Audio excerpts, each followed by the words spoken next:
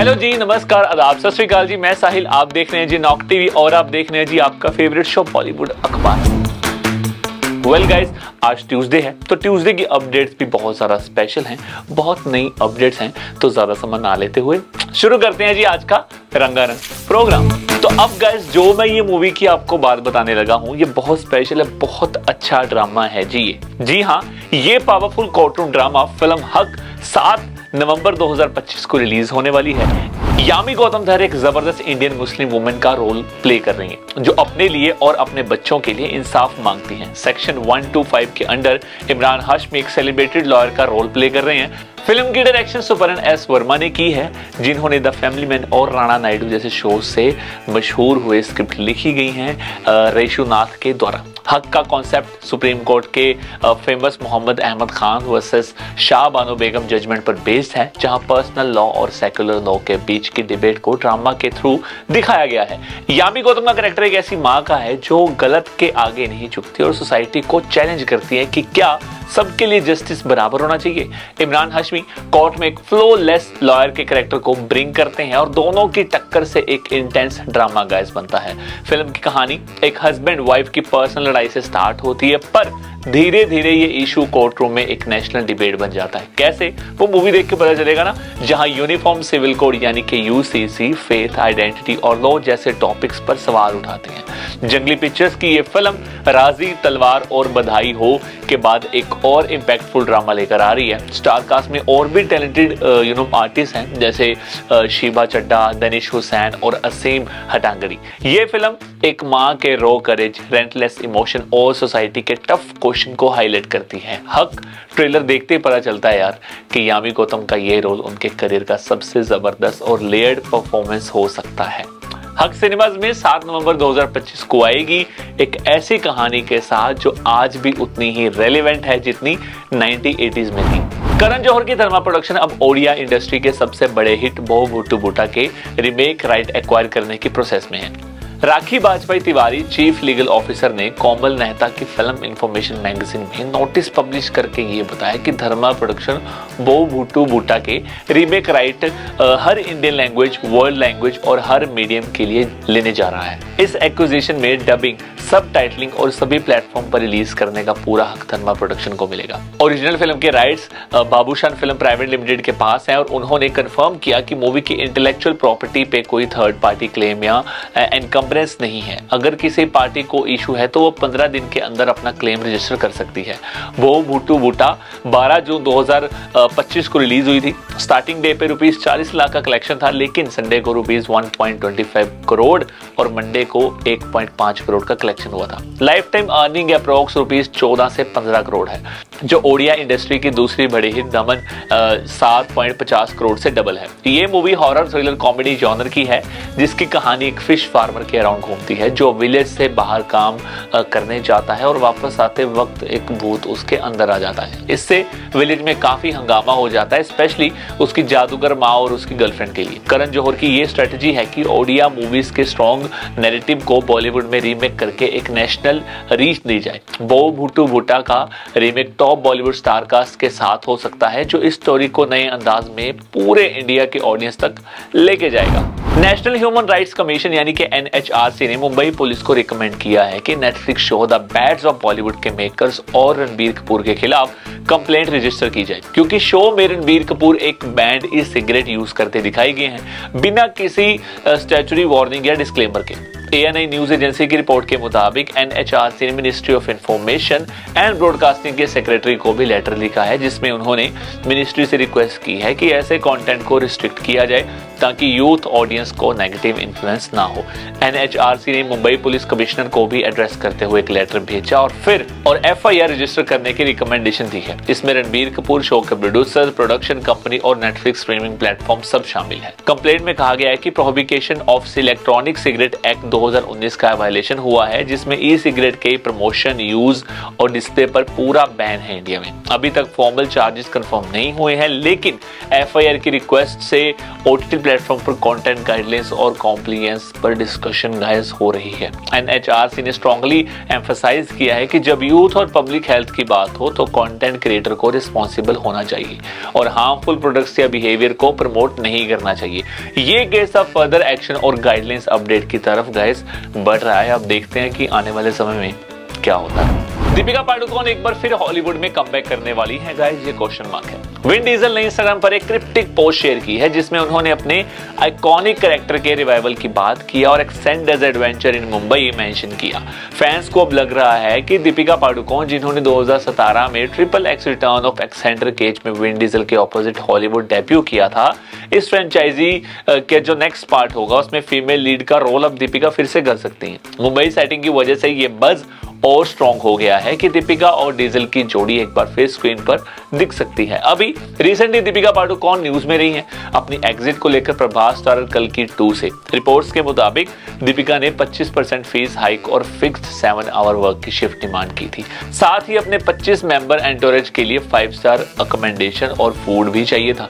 Producer ने negotiate किया, लेकिन दीपिका अपने टर्म्स पर बनी रही। इसी वजह से उन्हें प्रोजेक्ट से हटा दिया गया। लेकिन बॉलीवुड में दीपिका के पास अभी भी बड़ी फिल्म्स की लाइन गाइस लगी हुई है। उन्होंने अल्लू अर्जुन के साथ एक फिल्म कंफर्म की है और शाहरुख खान के साथ भी उनका कोलैबोरेशन गाइस फाइनल है। हॉलीवुड की तरफ से भी अगर XXX फ्रेंचाइजी का अगला पार्ट मुंबई में शूट होता है तो दीपिका का कमबैक इंटरनेशनल स्केल पर गाइस हो सकता है। विश्व हिंदू परिषद यानी कि VHP ने दिल्ली के यूनेस्को एंडोर्स रामलीला में मॉडल एक्ट्रेस पूनम पांडे को रावण की वाइफ मंडोदरी का रोल देने पर स्ट्रॉन्ग ऑब्जेक्शन रेज किया है। पूनम पांडे पहले भी कंट्रोवर्सीज में रही हैं, जैसे इंडियन क्रिकेट टीम के लिए पब्लिकली स्ट्रिप करने का प्रॉमिस करना और पिछले साल सर्वाइकल कैंसर के फेक अनाउंसमेंट की वजह से न्यूज में आई थी। रेड फोर्ट पर होने वाली लव कुश रामलीला हर साल दुशहरा पर सेलिब्रेट होती है और ये रामायण की फेमस स्टेज इंटरप्रिटेशन है। VHP के दिल्ली रीजन सेक्रेटरी सुरेंद्र गुप्ता ने ऑर्गेनाइजर को लेटर लिखकर बोला है कि रामलीला के आर्टिस्ट को सिर्फ एक्टिंग एबिलिटी पर चूज नहीं करना चाहिए, बल्कि उनकी कल्चरल एप्रोप्रिएटनेस और डिवोटीज के सेंटीमेंट को ध्यान में रखकर सिलेक्ट करना चाहिए। मंडोदरी रामायण की एक बहुत इंपॉर्टेंट कैरेक्टर है जो वर्चुअल डिग्निटी और रेस्टोरेंट और आइडियल वाइफली डिवोशन की सिंबल मानी जाती है। इसलिए इस रोल के लिए ऐसी एक्ट्रेस को सिलेक्ट करना चाहिए जो इन आइडियल्स पर खरी उतर सके। VHP का कहना है कि जब तक लोगों की फीलिंग का रिस्पेक्ट नहीं किया जाता तब तक ऐसे डिसीजन पर फिर से सोचना चाहिए। नवरात्रि के पहले दिन यश राज फिल्म ने अपनी हाईली एंटिसिपेटेड फिल्म मर्दानी 3 का शूट शुरू कर दिया है। स्टूडियो ने एक नया पोस्टर रिलीज किया है जो कंफर्म करता है कि रानी मुखर्जी अपने फियरलेस कॉप शिवानी शिवाजी रॉय के रोल में वापस आएंगी। मर्दानी फ्रेंचाइजी का ये तीसरा चैप्टर 27 फरवरी 2026 को सिनेमाज में रिलीज होगा। पोस्टर में शिवानी का हाथ पिस्टल को टाइटली पकड़े हुए दिख रहा है। पीछे ब्लड दिल्ली पुलिस के बैरिकेड और यूनिफॉर्म्ड ऑफिसर का सीन है जो मूवी की ग्रिपिंग और इंटेंस कहानी को रिफ्लेक्ट करता है। YRF ने सोशल मीडिया पर पोस्टर शेयर करते हुए लिखा कि नवरात्रि के पहले दिन बुराई पर अच्छाई की जीत का जश्न मनाते हैं। रानी मुखर्जी वापस आ रही हैं टॉप कॉप शिवानी शिवाजी रॉय के रूप में। अपने करियर के सबसे चैलेंजिंग केस की तहकीकात के लिए मर्दानी 3 27 फरवरी 2026 को सिनेमा में ये नया पोस्टर और अनाउंसमेंट फैंस के लिए एक एक्साइटिंग गाइस अपडेट है जो फिल्म की इंटेंस और मिस्टीरियस कहानी का हिंट देता है और रानी मुखर्जी के एक स्ट्रॉन्ग कमबैक को भी कंफर्म करता है। बॉलीवुड की मशहूर एक्ट्रेस और सबकी प्यारी सोनम कपूर मदरहुड के बाद फिल्म इंडस्ट्री में गाइस वापस आ रही हैं। नीरजा, डेली 6 और रंजना जैसे इंपैक्टफुल रोल्स के लिए पहचाने जाने वाली सोनम ने अपने मदरहुड जर्नी के बारे में TOI के इंटरव्यू में बताया कि उन्होंने अपने बेटे वाई कपूर के साथ वक्त बिताने पर फोकस किया था जो 20 अगस्त 2022 को पैदा हुए थे। सोनम ने कहा कि मां बनने का एक्सपीरियंस उनके लिए सबसे रिवार्डिंग रहा और वो अब अपने पैशन एक्टिंग को वापस अपनाने के लिए तैयार हैं। सोनम ने बताया कि अब वो ऐसे रोल सुनेंगी जो उनके वैल्यूज और रीजनेट करते हैं और जहां लड़की का सेंट्रल रोल हो। उनका कहना है कि वो डिसरप्टिव और लेयर्ड फीमेल कैरेक्टर करना चाहती हैं जो एक डायमेंशनल नहीं होते। उनका पहला प्रोजेक्ट प्रेगनेंसी के बाद 2025 के लास्ट क्वार्टर में शुरू होगा। हालांकि प्रोजेक्ट की डिटेल्स अभी छुपी हुई हैं, लेकिन फैंस एक स्ट्रॉन्ग और वर्सटाइल परफॉर्मेंस की उम्मीद कर सकते हैं। अपने ब्रेक के दौरान सोनम ने अपने सोशल मीडिया पर एक्टिव रहना कंटिन्यू किया और इंटरनेशनल ब्रांड इवेंट्स में भी अपनी प्रेजेंस दिखाई। हाल ही में उन्होंने राहुल मिश्रा के कोचर ग्राउंड और whisper from the valley jewellery के साथ एक क्लासी अपीयरेंस दी जो उनके फैशन इन्फ्लुएंस को दिखाता है। सोनम कपूर की ये कमबैक फिल्म इंडस्ट्री और फैंस दोनों के लिए गाइस एक्साइटिंग अपडेट है। तो अब तैयार हो जाओ उनको फिर से देखने के लिए। अब बढ़ते हैं जी आगे और बात करते हैं जी बॉलीवुड अखबार के सेगमेंट 2 की और दिखाते हैं जी आपके फेवरेट आर्टिस्ट कहां आज स्पॉट हुए। तो ये देखो जी, जॉलीज और सौरभ शुक्ला जी स्पॉट हुए हैं जी जुहू में, यानी कि अक्षय कुमार, अरशद वारसी और सौरभ शुक्ला को स्पॉट किया गया जुहू में। Have a look guys.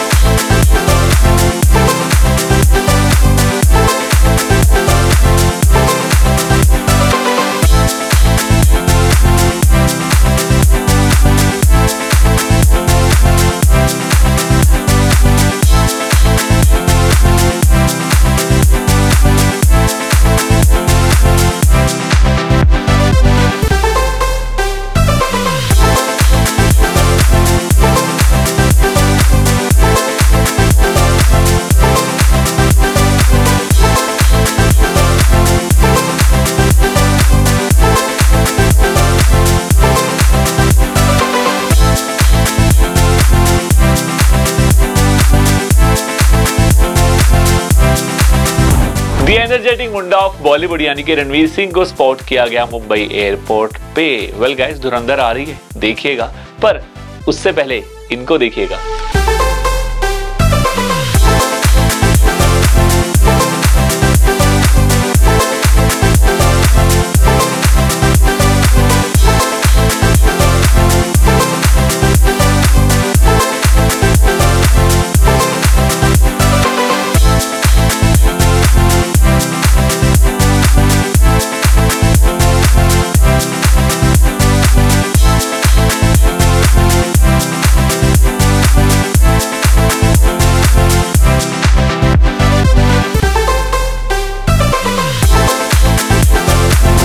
Huma Qureshi भी स्पॉट हुई गाइस मुंबई एयरपोर्ट में, देखो जरा।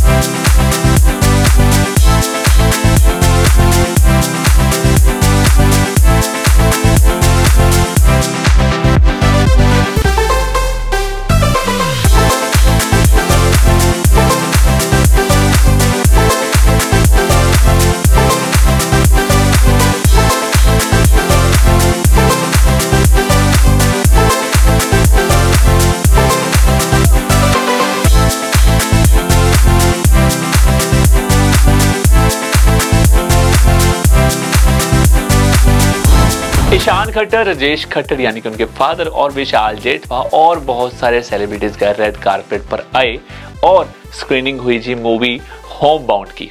वैसे सारे बहुत कमाल लग रहे थे, देखो जरा।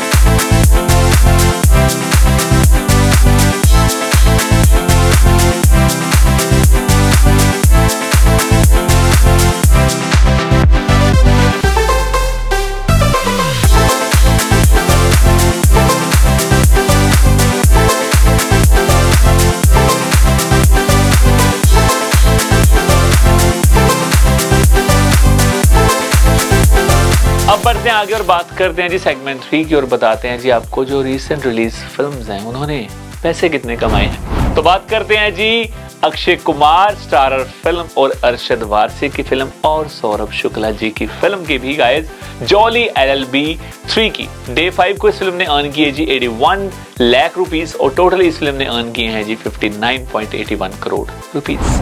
आगे बढ़ते और बात करते हैं जी मिराई फिल्म की डे 11 को इस फिल्म ने अर्न किए जी 1.75 करोड़ रुपीस और टोटल इस फिल्म ने अर्न किए हैं जी 80.75 करोड़ रुपीस। तो ये था जी दोस्तों हमारा आज का बॉलीवुड अखबार। उम्मीद है आपको हमारा आज का ये अखबार पसंद आया होगा। कल फिर से मिलते हैं वेडनेसडे की नई अपडेट्स के साथ। Till then guys take care, thank you so much.